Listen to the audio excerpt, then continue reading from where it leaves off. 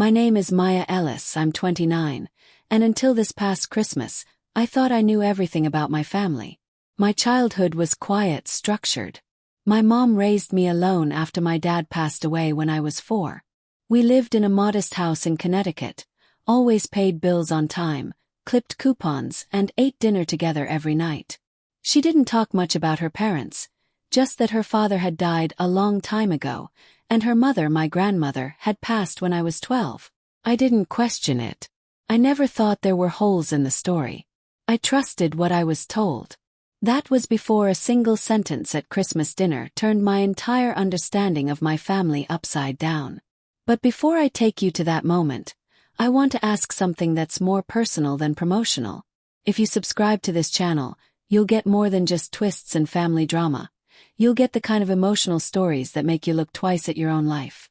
Every week, I share experiences that reflect the raw, confusing, beautiful mess of being part of a family, whether you're close, estranged, or somewhere in between.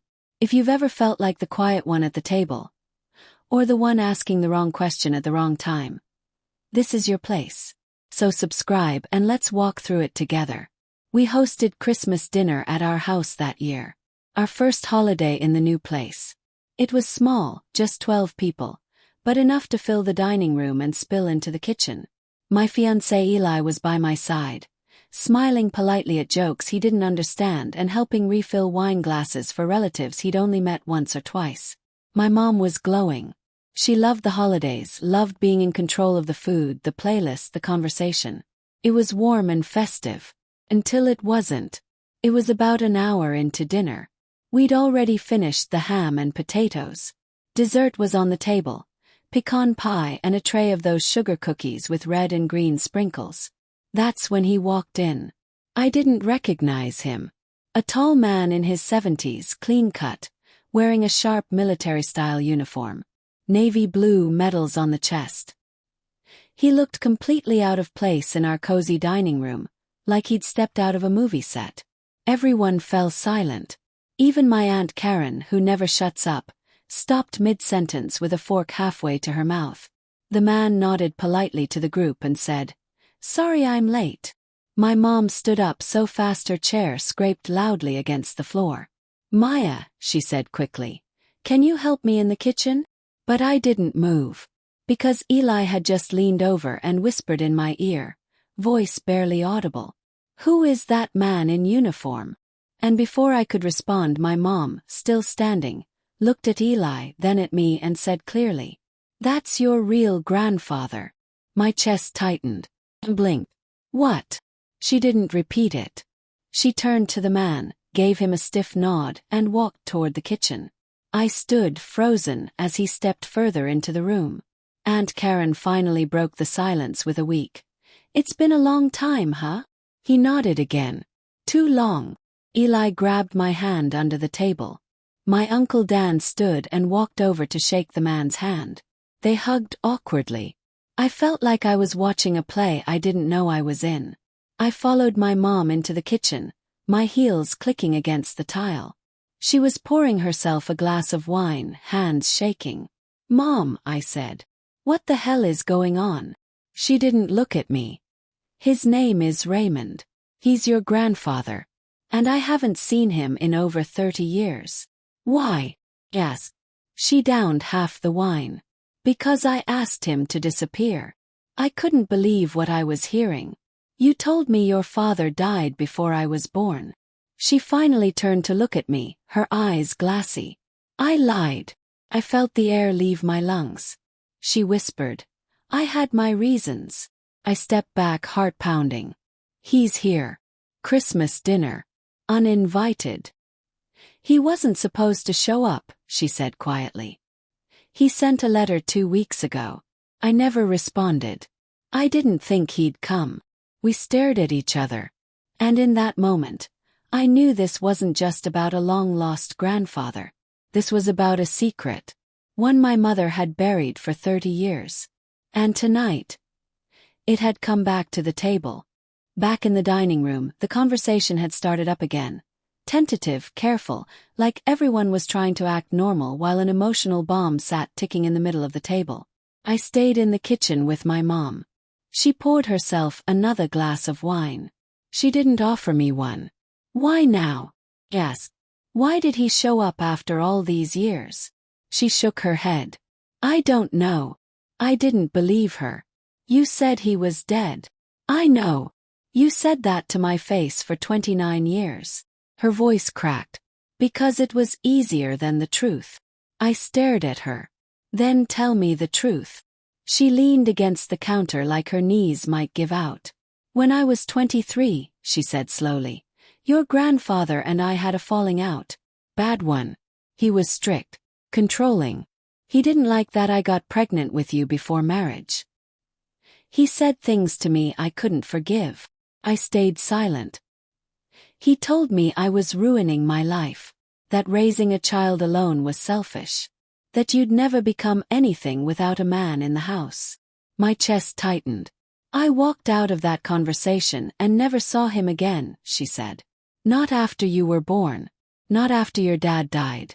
I sent a photo of you once when you were 5. It came back unopened. I leaned against the fridge. He didn't want me, she said.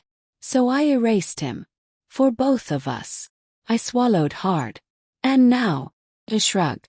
Now he shows up in uniform like a damn movie character. What does he want? She met my eyes for the first time. I don't know. Forgiveness, maybe. Second chance. Maybe just a moment of attention. But I'm not sure I care. Her voice was cold.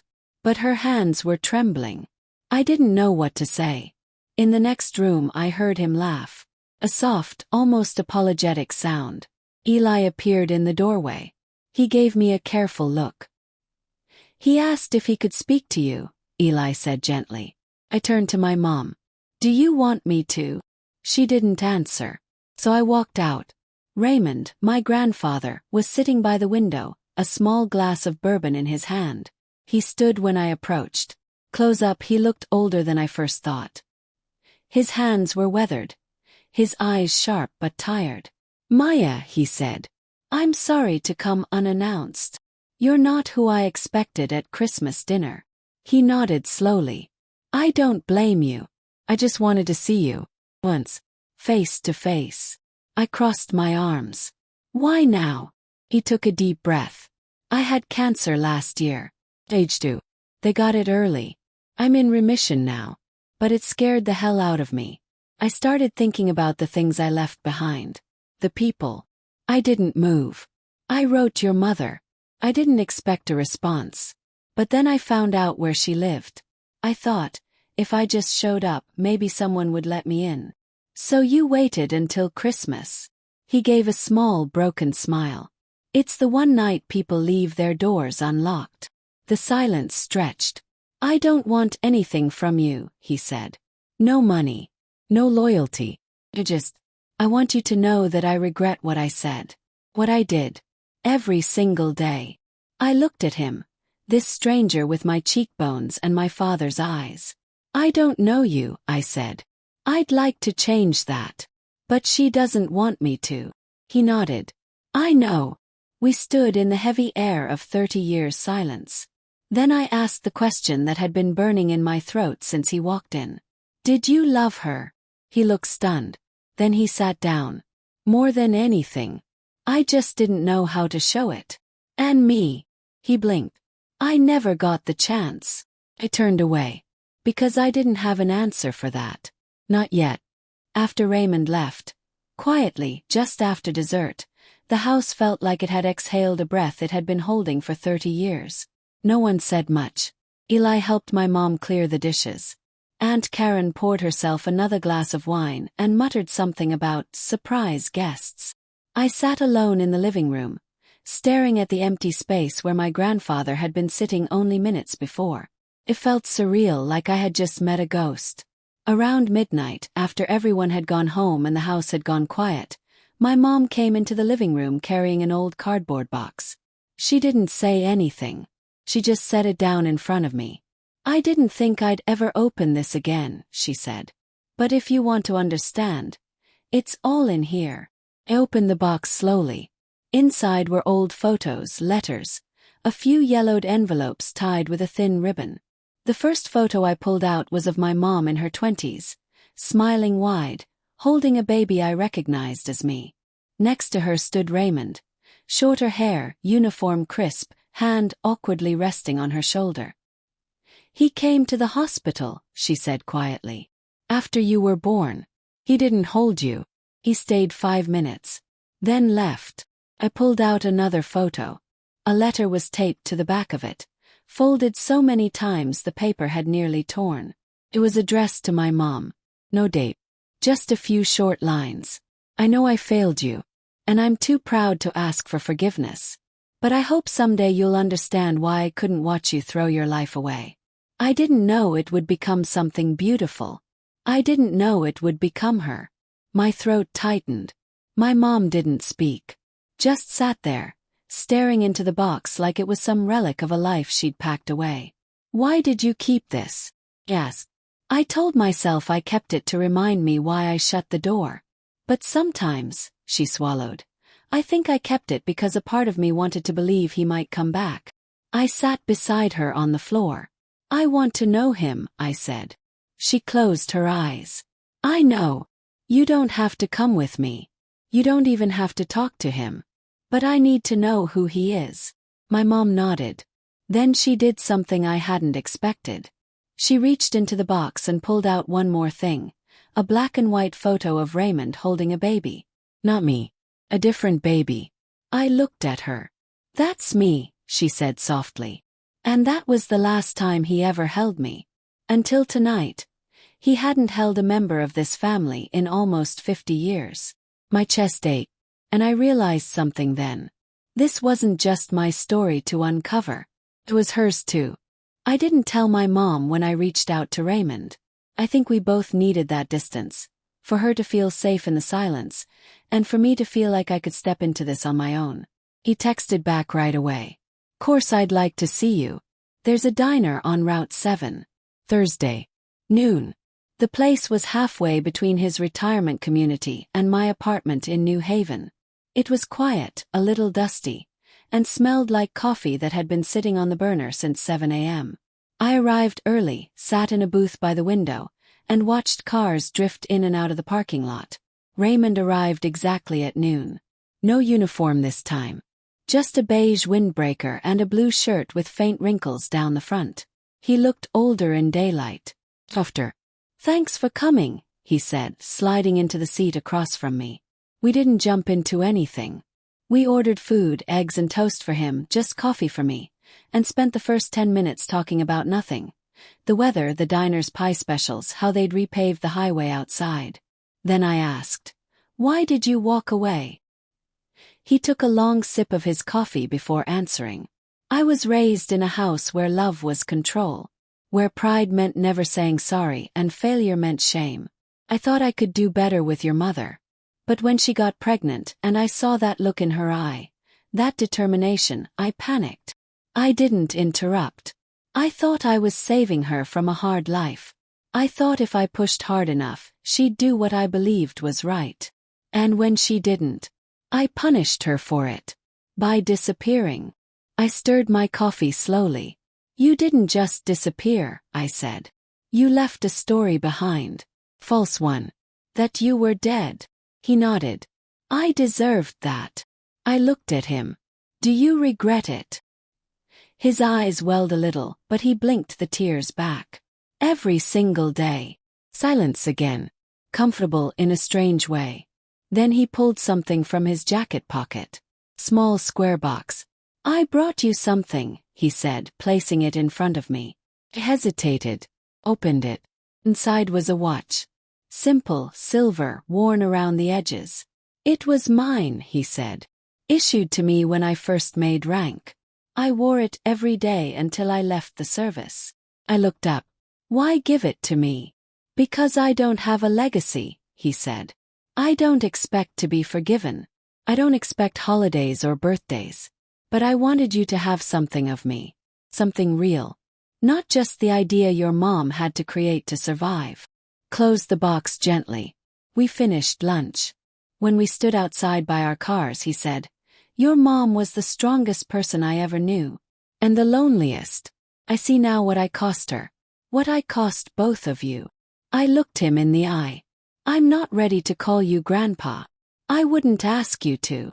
But I'm not closing the door either. He smiled. That's more than I deserve. He nodded. And then I drove away. With the watch in my bag. And a story I was only beginning to understand. 1 year later it was Christmas again. Same house. Same playlist. Same smell of cinnamon and rosemary in the air. But everything felt different. Because this time the truth was in the room with us. My mom hadn't spoken to Raymond since the dinner last year. She hadn't said much about my meeting with him either. She just asked once softly, "Did he say anything about me?" And when I told her, "He said you were the strongest person he ever knew," she looked away and said nothing. But I could tell it had cracked something open. This Christmas, I was the one who asked if he could come. She hesitated for a long time. Then finally said, "If he's willing to come through the front door like everyone else, I won't stop him." So I sent the invitation. He said yes. He arrived right at 5 p.m. wearing a dark sweater and slacks. No uniform. No announcement. Just a man carrying a tin of homemade shortbread cookies and a cautious look in his eyes. When my mom opened the door and saw him, they stood in silence for a moment too long. Then she stepped aside. "Come in," she said. He did. He gave her the cookies and for a second their hands brushed. He sat beside Uncle Dan and helped pass the rolls. He complimented the potatoes. He stayed quiet during most of the conversation, but I saw him watching her. My mom, like someone who was seeing a part of himself reflected back after decades of denial. After dessert, I found her in the kitchen, wiping down counters that didn't need cleaning. I stood beside her and handed her a towel. "He brought the cookies," I said. She nodded. "I noticed. He looks nervous." She smiled faintly. "He should be." Then I asked, "Will you ever talk to him?" She was quiet for a moment. Maybe. Not today. But maybe." That was enough. Because not all healing comes in a hug or a teary apology. Sometimes healing is a clean dish towel. Seat at the table.